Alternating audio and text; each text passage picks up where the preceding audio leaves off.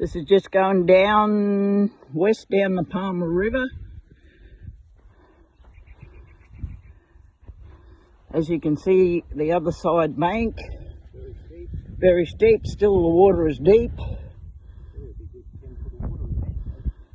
And then if I turn around back towards the camp, it's the tea trees on the left hand side. You can see there's some trees that you can't see where the vehicle might be. Just going to go down the Palmer a little bit more, but as I thought before, you would not see the car from the other side back.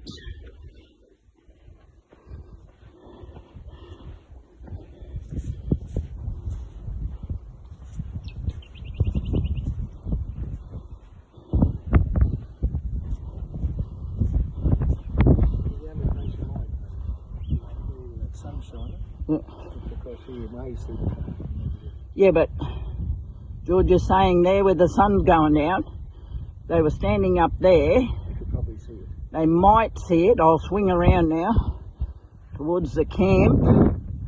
There's the trees, but you wouldn't see what's under the car or anything from here. And we're on the campsite of the water. So they wouldn't have seen the dog cowering under the back of the car or anywhere.